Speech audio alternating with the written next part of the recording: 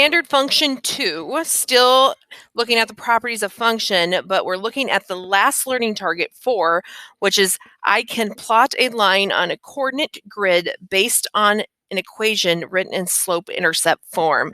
So your verb on this one is to be able to plot. So we're going to physically put an equation now on the coordinate grid.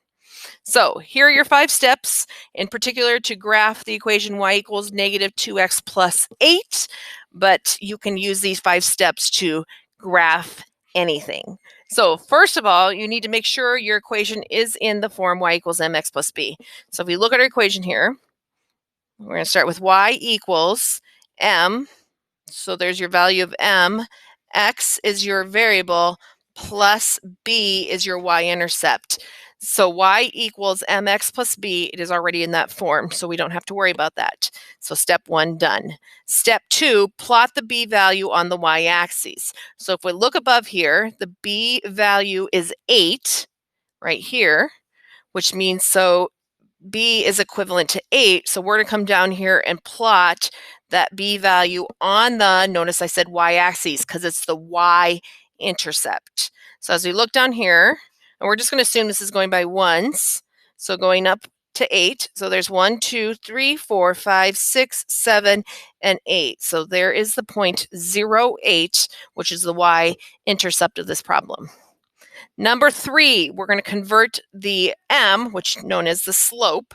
So remember, this is slope for m, and b is your y-intercept. So slope is m into a fraction. So if we look up here, the slope is negative 2.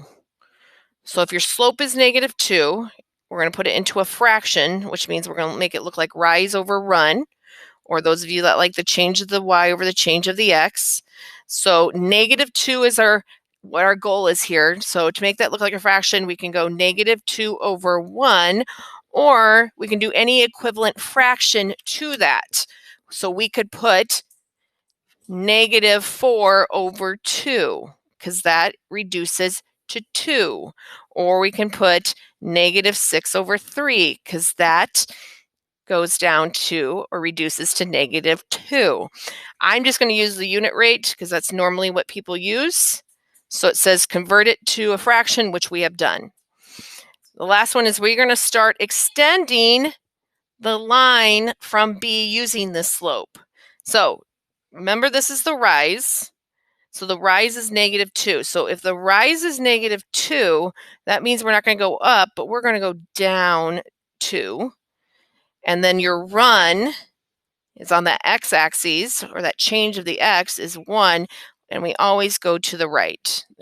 So that is 1. So down 2 over 1. So that's how we're going to extend our line from B. So down 2, 1, 2 over 1. Down 2 over 1. Down 2 over 1. Down 2 over 1. Down 2 over 1. Down 2 over 1, and so forth and so on until you have made all your points. The last step is to continue extending the line, because the line, of course, continues in both directions, by using a ruler. So instead of going down 2 over 1 infinite amount of times, you're just going to use a ruler to connect all these points.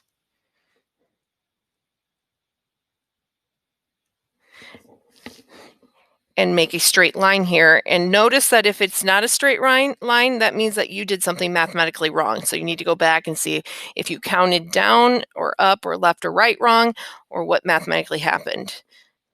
So there is extending the line using a ruler, and that is all it takes to plot a line on a coordinate grid based on its equation written in slope-intercept form.